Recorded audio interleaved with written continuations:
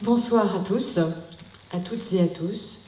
Je suis vraiment très heureuse de vous retrouver ce soir. Pour moi, c'est un temps de fête après toute cette campagne, d'être à l'Espar, qui est dans le nord du Médoc, donc chez moi. Et j'aimerais commencer par remercier Jean-Brice Henry, Christian, qui sont élus, et d'autres élus dans la salle. Également remercier Xavier Pinta qui a rallié aussi notre campagne. Nous avons présenté le programme à Soulac il y a 15 jours. Ce soir, il est retenu au Sénat, mais il sera avec nous vendredi à Eysines. Donc un grand merci pour votre soutien dans cette aventure.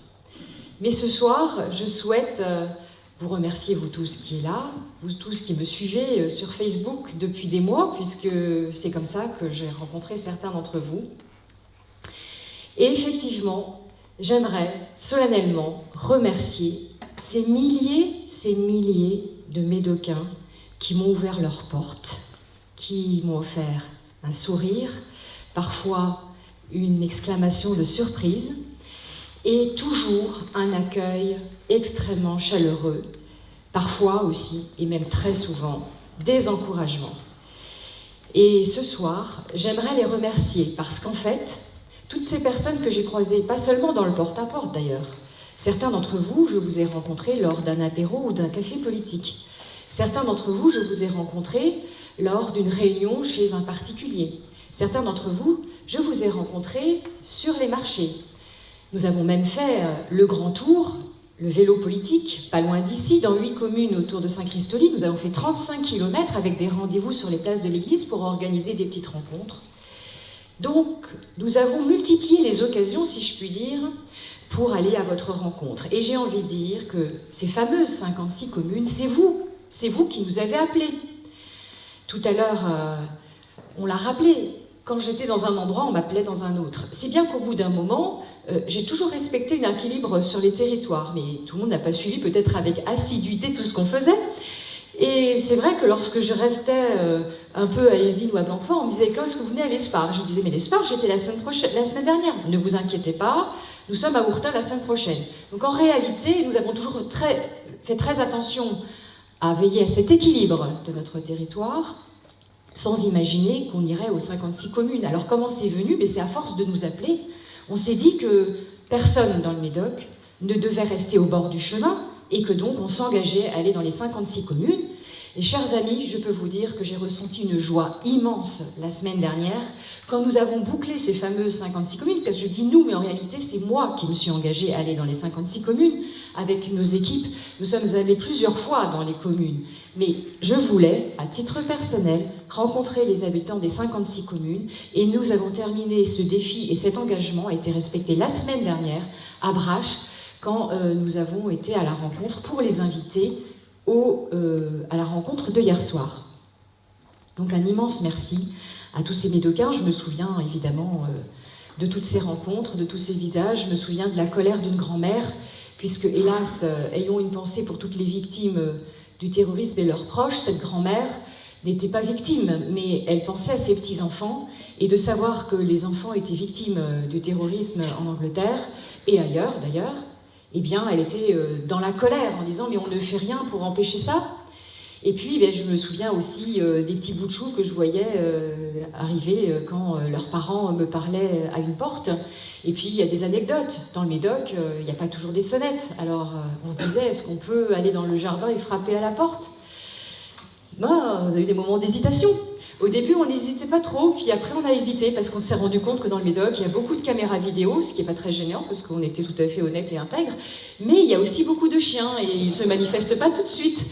Donc, nous avons fait très attention par la suite, ce qui ne nous a jamais découragés, et vous l'avez vu par les témoignages, rien ne nous a jamais découragés. Et c'est dans cette démarche d'aller à votre rencontre que j'ai puisé ma force, que j'ai puisé mon inspiration, que je puise mon objectif de mettre mes compétences à votre service. Alors, il y a aussi un merci immense à mon équipe, évidemment, parce que sans vous, dans le Médoc, sans ceux qui m'ont rejoint, grâce à cette démarche d'aller dans les 56 communes, Certains d'entre vous m'ont rejoint. Le 9 décembre, à Gaillan, quand j'ai lancé ma campagne, tout le monde s'étonnait que je commence aussitôt. Mais quand on a l'ambition d'aller frapper aux portes et d'aller directement à la rencontre des gens, c'est difficile de s'y prendre à la dernière minute. Et pourtant, à ce moment-là, il n'y avait que mon équipe rapprochée, qui est toujours là, et je les remercie du fond du cœur. Et au fur et à mesure de ces rencontres, vous m'avez rejoint. Et ça, je trouve que c'est vraiment aussi la magie de cette campagne. C'est que j'ai pas commencé ma campagne en me disant on va faire ci, on va faire ça, avec telle personne. Non. C'est en me voyant faire, en allant sur les marchés, grâce à Internet, grâce à tout ce que j'ai évoqué tout à l'heure, que certains d'entre vous m'ont rejoint en me disant eh bien écoutez, en ce moment le temps n'est pas très facile, c'est vrai qu'on a quand même beaucoup ramé contre pendant la présidentielle, et justement on est venu me rejoindre en me disant c'est parce que c'est difficile que je viens vous rejoindre. Et ça me touche profondément. Et j'aimerais, mesdames et messieurs, que tous ceux qui m'ont rejoint depuis des mois, parce que chaque semaine, il y a une ou deux personnes, ou trois ou quatre, qui sur tout le territoire m'ont rejoint. Aujourd'hui, ils sont 70 à avoir participé à ma campagne. J'aimerais que vous les remerciez et que vous les applaudissiez, s'il vous plaît.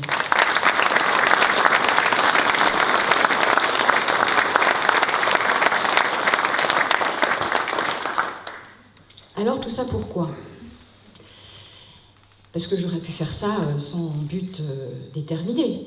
En réalité, j'ai frappé à vos portes pour mieux vous connaître, pour être à l'écoute de vos attentes, pour écouter vos idées, et beaucoup d'entre vous l'ont témoigné et l'ont dit. Ça a permis de nourrir le programme.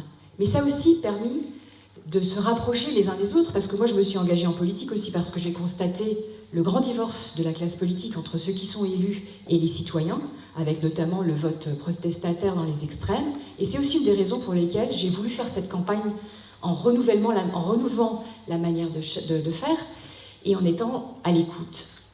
Et là, je me suis rendu compte que j'étais comme vous. Oui, je suis médocaine, je suis gréanaise depuis plusieurs générations. Je vis dans la ferme où mes grands-parents ont travaillé, ont vécu, et leurs grands-parents et leurs grands-parents également. Je partage vos préoccupations quotidiennes parce que je suis une maman de 2 enfants. Certes, ils sont grands, ils ont 21 et 23 ans, mais quand même, je partage vos préoccupations, que ce soit l'emploi, le pouvoir d'achat, la formation des jeunes, le chômage, les transports, et aussi la fierté d'être médocain et notre protection. Toutes ces attentes que l'on a, qui ont été la colonne vertébrale de notre programme, eh bien, c'est parce que je partage au quotidien vos préoccupations. Alors, nous avons aussi été à la rencontre des professionnels. Nous avons rencontré les entrepreneurs, nous avons rencontré des agriculteurs, des viticulteurs, des sylviculteurs, des horticulteurs, des apiculteurs, des pêcheurs, et je suis sûre que j'en ai oublié. On me déconseille de faire des énumérations, mais je pense à tous, ne vous inquiétez pas, dans le grand ensemble des agriculteurs.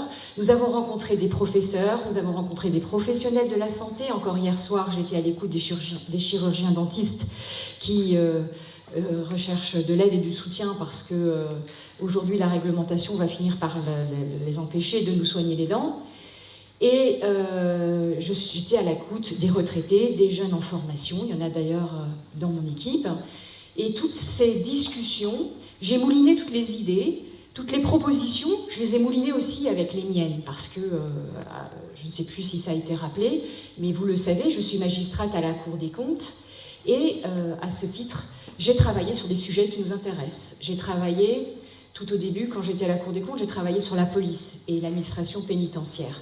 Et plus récemment, j'ai travaillé sur ce qui concerne directement le Médoc, l'aménagement du territoire, l'agriculture, les transports, l'enseignement supérieur, et j'ai parcouru plusieurs régions de France, donc je peux comparer comment ça se passe ailleurs avec comment ça se passe chez nous, et je me dis, dans le Médoc, nous avons un potentiel inexploité. Et puis donc ce programme, il a été construit donc, avec vos attentes, avec les conseils et les discussions, les groupes de travail avec les professionnels, avec mon expérience. Je me suis également dit que ce qui comptait fondamentalement pour moi, c'est ce programme de la droite, du centre et de la chasse. Alors on insiste toujours aussi en disant que ce programme de la droite, du centre et de la chasse, c'est important parce que la semaine dernière, François Baroin, au nom de tous les candidats LR, a signé les 30 propositions de la Fédération française de la chasse. Et notamment, la première des mesures d'entre elles, il y en a 30, j'en citerai qu'une, c'est oui à l'allongement des périodes de chasse pour la chasse traditionnelle. Donc c'est très important de ne pas les oublier, je rappelle toujours aux journalistes. Mais d'une manière générale, ce programme de la droite et du centre, on l'a co-construit, puisqu'on a déjà travaillé sur ce sujet au moment des primaires, qui était un temps très fort dans le Médoc. On a réussi à réveiller l'intérêt pour la politique sur un débat d'idées à cette époque-là. Cette droite qu'on pensait inexistante est en fait très présente, et nous avions des débats d'idées, et ces idées, nous les portons toujours, malgré toutes les vicissitudes. Aujourd'hui, ce programme existe toujours, et même si nous avons cherché à l'inscrire et l'incarner dans notre territoire, on s'inscrit bien sûr dans ces mesures nationales. Pourquoi j'y crois? En fait, avant de m'engager en politique, j'ai fait le constat de ce qui se passe sur notre territoire. Alors nous avons depuis plus d'une dizaine d'années la gauche qui est aux affaires. La gauche, si je résume, c'est il y a un problème, on fait un impôt. Et en matière de sécurité, on n'est pas toujours très rigoureux. Donc, restons sur le plan économique. La gauche, ces dernières années, c'est ce qui a paralysé le Médoc en alourdissant les charges, en faisant en sorte que notre pouvoir d'achat diminue. Et puis, aujourd'hui, on a deux candidats socialistes qui sont complètement dans cette veine-là. La députée sortante qui a voté toutes ces lois qui nous ont paralysés. Et puis maintenant, un candidat socialiste à la mode parce qu'il a attrapé une étiquette par intérêt et opportunisme, sans pour autant changer de ligne, puisque l'idée, c'est, avec l'augmentation de la CSG, continuer d'alourdir les impôts, et les premiers qui vont en pâtir, il y a un de mes soutiens nationaux qui le disait, ça va être de baisser le pouvoir d'achat des retraités. Donc il y a beaucoup de retraités dans le Médoc, c'est une mesure, évidemment, que je combattrai. Nous avons, de l'autre côté du spectre, alors à gauche, il y a aussi toute une pléthore de candidats d'extrême gauche ou écologistes. Mais intéressons-nous de l'autre côté du spectre, à l'extrême droite. Eh bien, ils sont aux affaires depuis 2 ans. Ils sont aux affaires ici, dans notre Nord Médoc. Qu'est-ce qui a changé? Rien. La seule chose qu'ils ont réussi, c'est à ne plus s'entendre. J'ai essayé de trouver le mot. Ils ne s'entendent plus, donc ils ont réussi à se séparer, on va dire les choses comme ça. Et puis, ils ont aussi réussi à ne pas distribuer l'enveloppe qu'on leur avait donnée pour aider le territoire et le rendre au président socialiste du département, ce qui fait que, quand on fait le constat, aujourd'hui, on a l'immobilisme socialiste et puis de l'autre côté le Front National qui est content qu'il y ait des problèmes parce que c'est son fonds de commerce, et au final, on a un système FNPS sur notre territoire qui fait que je me suis engagée parce que je crois qu'il y a des idées à défendre, et ces idées, elles sont dans le programme de la droite et du centre. On les rappelait tout à l'heure. C'est tout pour l'emploi, moins d'impôts, plus de pouvoir d'achat. C'est s'occuper de mettre les hommes en relation, je parlerai du transport tout à l'heure, c'est notre fierté médiocaine avec la chasse, et c'est notre protection qui est devenue aujourd'hui indispensable, que ce soit au regard de la menace internationale avec le terrorisme, mais aussi notre sécurité au quotidien. Je reviendrai en détail tout à l'heure. Alors oui, pas tout à l'heure, tout de suite, c'est quoi ce programme appliqué à notre beau Médoc? Qu'est-ce qu'il y a dedans? La priorité des priorités, ce que j'ai entendu sur les marchés il y a 18 mois quand j'ai commencé, c'est « j'ai besoin d'emploi ». Nous avons besoin d'emploi, beaucoup de gens sont au chômage, à commencer par les jeunes. Et d'un autre côté, j'ai rencontré des artisans, des commerçants, des agriculteurs qui sont prêts à embaucher, mais qui ne le font pas parce que s'ils embauchent, ils gagnent moins, leurs charges sont insupportables, les normes aussi, et de ce fait, en votant au niveau national la baisse des charges, on libère directement un potentiel d'emploi, un gisement d'emploi dans le Médoc. Alors bien sûr, il ne faut pas se limiter à ça. Il s'agit aussi de remettre l'État devant ses responsabilités par rapport à l'opération d'intérêt national qu'est le port du Verdon. Le port du Verdon est une priorité nationale depuis 30 ans. Eh bien, personne n'a interpellé le gouvernement en disant « pourquoi rien ne se passe ?» Il y a 20 zones prioritaires en France. Certaines ont toute l'aide qu'il faut, et le Verdon n'en a pas. Pourquoi? Sachez, je n'en sais rien, en tout cas je vais interpeller. En tout cas, ce qui est certain, c'est qu'il faut que vous sachiez que je me suis déjà occupée de ce port, d'une certaine façon, j'ai anticipé, car j'étais la seule médocaine présente aux Assises nationales de la mer à La Rochelle, qui se tenaient le 8 et le 9 novembre dernier, et j'ai porté donc les couleurs du Médoc, et j'ai pu prendre des contacts avec tous les métiers et tous les acteurs de la mer de France. J'y tiens à ce port parce que d'abord, c'est la pointe de notre Médoc, c'est parce que j'aimerais qu'au lieu de dire que le Médoc, c'est la fin des terres, eh bien, que nous changions nos regards et que nous disions, c'est le début de la mer. Et donc, oui, je ferai tout ce qu'il faut pour soutenir ce port. Par voie de conséquence, si ce port est vraiment une priorité nationale, pourquoi a-t-on déclassé la seule route nationale qui allait à ce port? C'est la raison pour laquelle je demande la renationalisation de cette route. C'est parfaitement en cohérence avec la nécessité de soutenir ce port et derrière de créer des emplois dans le Médoc. Alors, pour créer des emplois dans le Médoc, bien sûr, il faut aussi s'occuper des jeunes pour qu'on évite qu'ils quittent le territoire. Et il y a des industriels, notamment dans la filière composite, qui sont prêts à former des gens du Médoc aux techniques nouvelles pour apporter des emplois. Donc il faut soutenir ça, notamment au travers de l'alternance. Je parle de la filière composite, mais c'est aussi vrai dans tous les autres domaines. On n'a aucune raison de se limiter à un seul domaine. Les jeunes doivent être aidés, car ils représentent notre avenir, et ils se sentent rejetés par cette société. Il suffit de voir l'importance de leur vote extrême, qu'il soit à droite ou à gauche. Les jeunes ne se retrouvent pas dans la manière dont on fait la politique aujourd'hui, donc il faut vraiment leur montrer qu'on se préoccupe de leur sort. Pour ce qui concerne l'agriculture, j'ai beaucoup de choses à dire sur l'agriculture. J'ai même proposé dans mon programme de soutenir une exception française agriculturelle, parce que je souhaite qu'on reconnaisse leur statut à part, au-delà de leur contribution économique. Ils sont là pour façonner nos territoires, ils sont les veilleurs de nos traditions, ils connaissent la nature mieux que personne, et j'aimerais que ce soit valorisé. Sur un plan pratique, c'est simple, il faut arrêter de surinterpréter les normes européennes. Dans ce domaine agricole comme dans le reste, le zèle des fonctionnaires français aboutit à ce que, au final, les Français soient davantage pénalisés que les autres Européens dans l'application des normes qui sont prises à Bruxelles. Donc ça, il faut y mettre fin. Autre gisement d'emploi, évidemment, le tourisme, mais ne nous limitons pas au tourisme de la plage l'été. Bien sûr, c'est important. Bien sûr, notre littoral est magnifique. Il est menacé, il est magnifique, et on en profite. Mais on a un patrimoine extraordinaire à faire valoir. On a une culture à partager. On peut imaginer une forme de tourisme industriel si ce port devait revivre. On peut imaginer plein de choses. Pourquoi est-ce que la Normandie, qui n'est pas si loin de ça de Paris, est un jardin que l'on visite même sous la pluie? On pourrait très bien, dans le Médoc, être une destination pour des Anglais, pour des Allemands, hors du temps de la plage et du naturisme, même si ça apporte beaucoup d'emplois. Voilà pour ce qui est des créations d'emplois. Pour notre pouvoir d'achat, ce sont des mesures nationales, évidemment, que je préconise pour le Médoc. Ça signifie pas de hausse de CSG. Ça va être vraiment dur pour nos portefeuilles, la hausse de la CSG.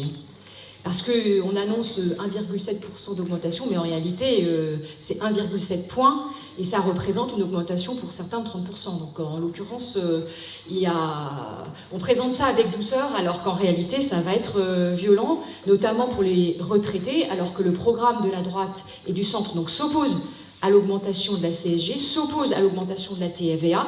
On veut moins 10% de baisse donc, sur les impôts sur le revenu. On souhaite la défiscalisation des heures supplémentaires, la revalorisation des petites retraites, gagner plus de 300 € par an.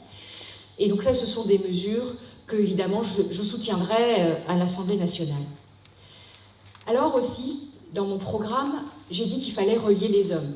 J'ai commencé à en parler en évoquant la question du transport. Évidemment, comme on est en retard depuis 30 ans sur les infrastructures, on ne va pas pouvoir rattraper ce retard en 5 minutes, ni par un coup de baguette magique. Mon engagement, il est sur le fait que je me battrai. Je me battrai donc pour cette route, mais pas seulement pour cette route. Je me battrai pour le TER qu'il faut juste ressusciter. On entend tout et n'importe quoi sur le sujet du rail. Mais aujourd'hui, l'argent doit venir pour sauver ce TER. Et je suggère, et je vais m'en expliquer parce que tout le monde ne connaît pas cela, que nous soyons, dans le Médoc, une terre d'expérimentation du transport intelligent. C'est quoi le transport intelligent? Vous connaissez les téléphones intelligents, on les appelle les smartphones, c'est les téléphones qui utilisent Internet, qui utilisent les technologies modernes pour nous aider à communiquer.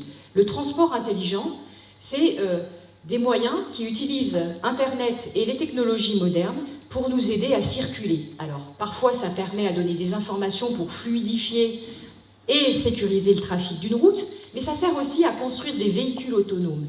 Et en réalité, ils sont déjà existants dans d'autres pays. En France, on en est au stade où on a autorisé juste l'expérimentation. Et moi, je souhaite que dans le Médoc, pour faire rayonner notre territoire, on obtienne une expérimentation de ce mode de transport. Par exemple, il peut y avoir des petites navettes sans chauffeur qui circulent entre les villages pour aider à créer du lien entre nous.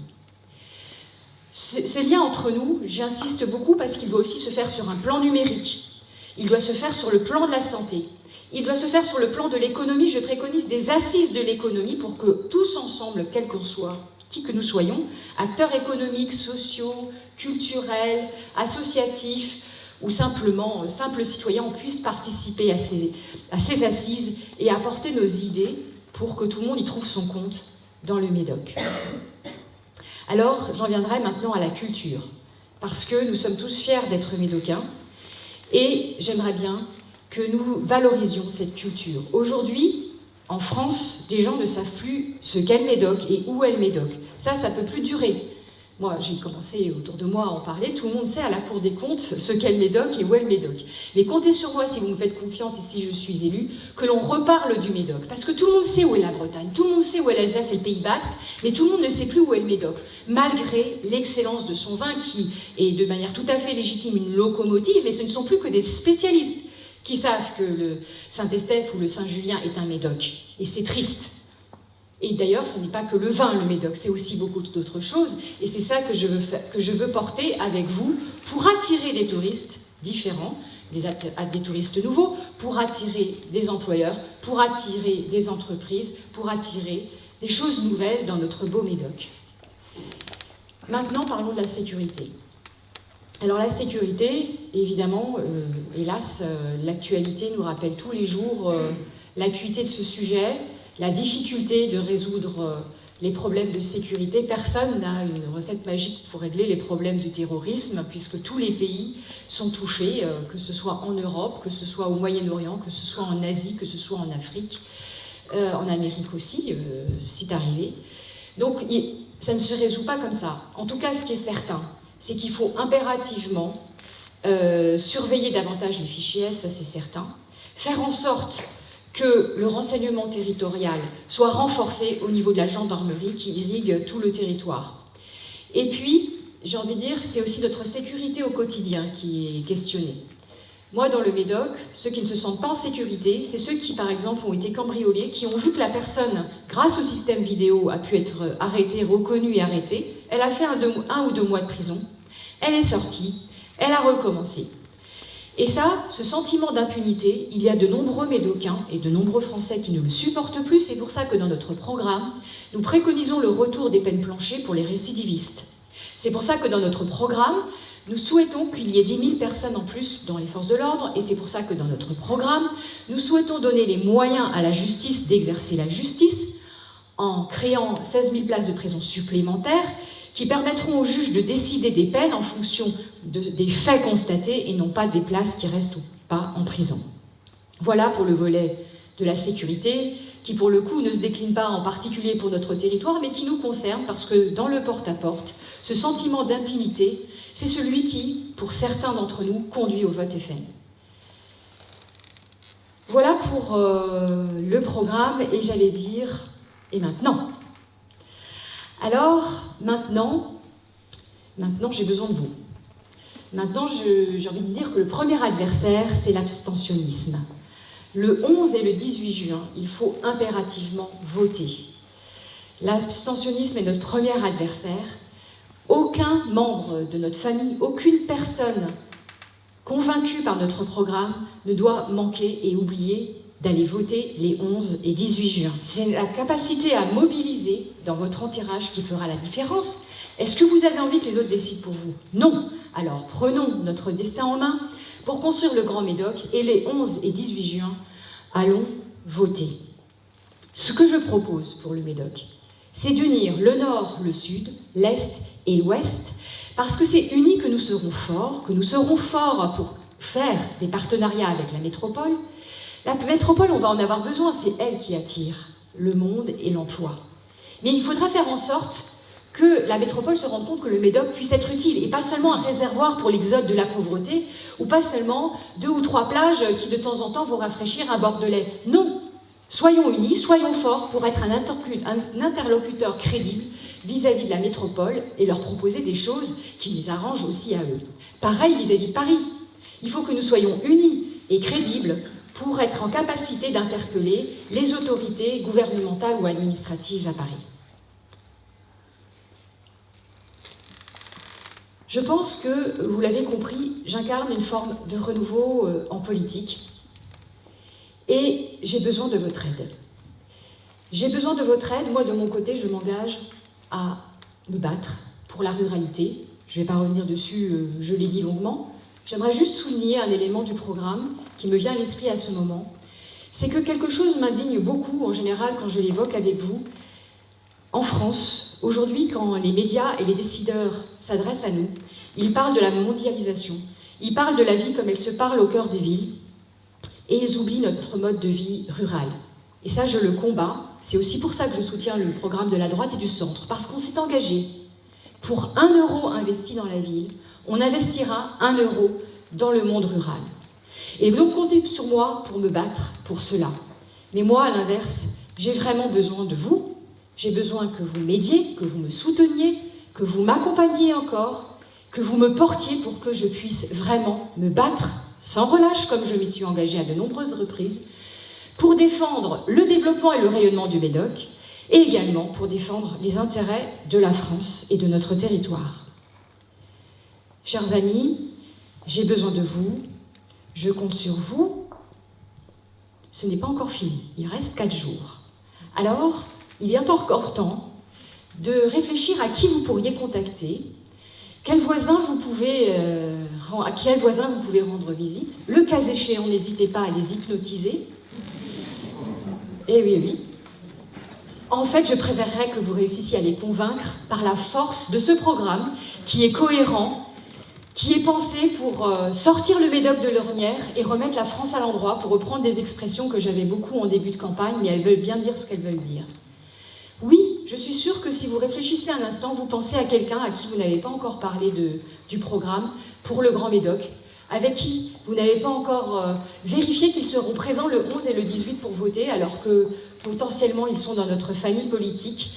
Je suis sûre que dans votre tête, vous êtes en train de penser à Claudie ou à Jeannot ou à Vanessa ou à Jonathan, à qui vous pourriez parler de moi dès ce soir en passant un coup de fil, ou demain parce que vous allez les croiser, ou samedi ou même dimanche. Je compte vraiment sur vous pour mobiliser, parce que je suis allée à votre rencontre et maintenant c'est à vous d'aller à la rencontre pour dire, vous savez, il y a quelque chose de nouveau dans le Médoc, il y a un programme pour le Grand Médoc. Alors chers amis, vous l'avez compris, je le dis mais je le redis, j'ai vraiment besoin de vous, je compte sur vous, construisons le Grand Médoc, dimanche, votez le Grand Médoc.